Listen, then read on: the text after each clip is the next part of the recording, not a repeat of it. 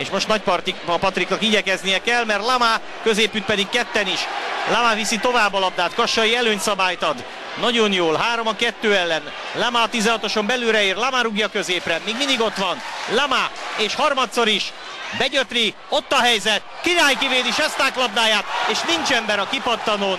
Sesták megszerzi első bajnoki gólját. A Ferencváros pedig 2-0-ra megnyeri a mérkőzést. Hát hagyták azért a többiek, nem tudom miért nem jöttek hátra, hogy Királyot szenvedjen, aki az első zicsert még kivédte. Stanislav Sesták pedig beemelte, és neki ez biztosan nagyon jót fog tenni.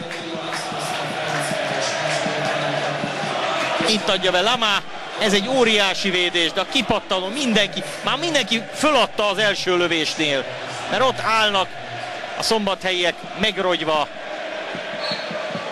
Sesták másodszorra lövi be.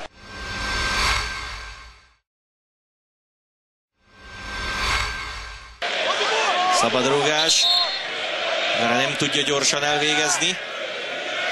Idi mellett aztán csak balra gurítja, Ramirez adja középre, Lama fejjel, gól! 2-1.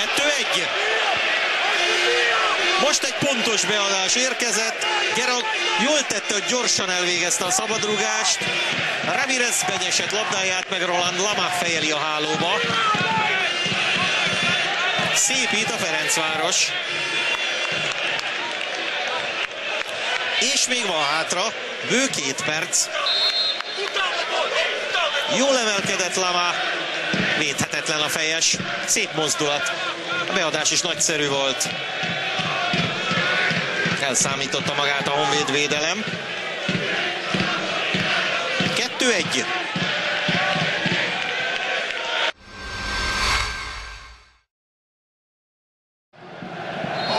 Egyértelmű védelmi hiba ez is.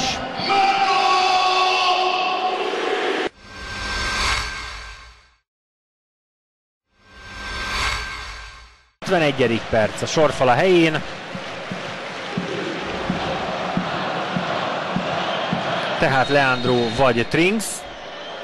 Leandro, gól! 2-0 a Ferencvárosnak. Mégpedig nagyon könnyedén rúgta el Leandro. Gyönyörűen volt helyezve a kapu bal oldalába. 2-0 a Fradinak.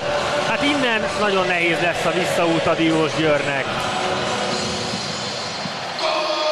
Arra vagyok kíváncsi, hogy hol ment el a labda egyébként. Na, innen fogjuk jól látni, a sorfal fölött. Hát igen, föl kellett volna ugrani.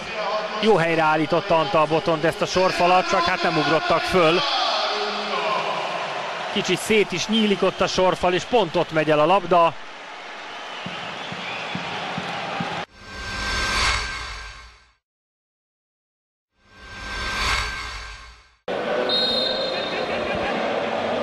Lovrencsics szöglete. Ott a kipattanó. Elakad a labda, Sesták lövése. Aztán ott a gól! Gera! 5-1. Nem ússza meg a Diósgyőr újabb kapott gól nélkül. Már Sesták lövése is életveszélyes volt, de az még valahogy elakadt. És a duplázásból Gerának némi szerencséje volt, mert ott megpattant még egy játékoson a labda. 5-1.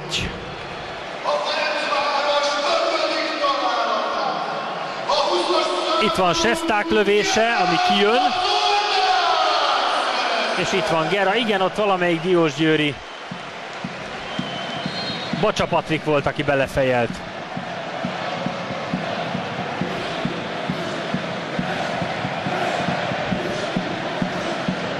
Egy tehát.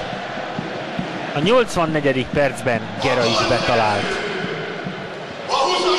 És hogyha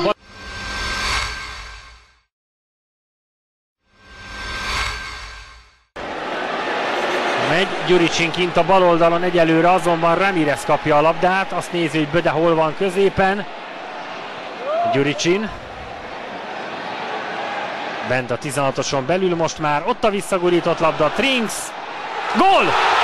Vezet a Ferencváros!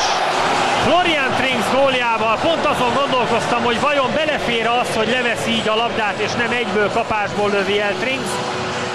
de mire végig gondoltam, már választ is kaptam rá, belefért. 1-0 a Ferencvárosnak.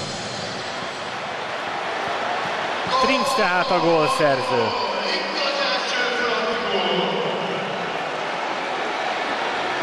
Kimegy a bal szélre Gyuricsinnek, elkezd cselezgetni befelé, és látja, hogy érkezik Trinks, és még erre is volt idő.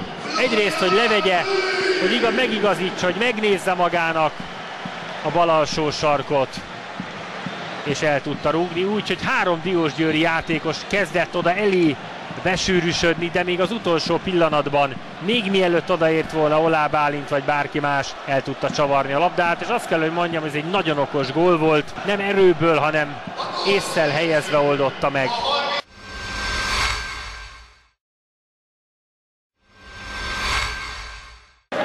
Trinks, 67. perc, rövid sarok felé, a kipattanó ott van, óriási gól, Dilaver, 4-0, kiüti a Ferencváros a Diósgyőrt.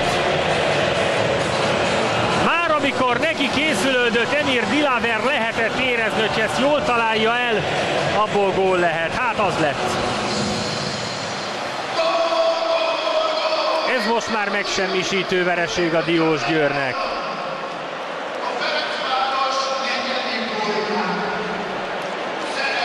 Gyakorlatilag negyed órán belül kaptak 3-at. Óriási rugótechnika, és hát ugye milyen az élet, és hogyha megy egy csapatnak, ezt elmeri vállalni Dilaver egy ilyen kapáslövést. A Bajnokok Ligája selejtezőn senki nem volt, aki egy ilyet elvállaljon. Itt most volt.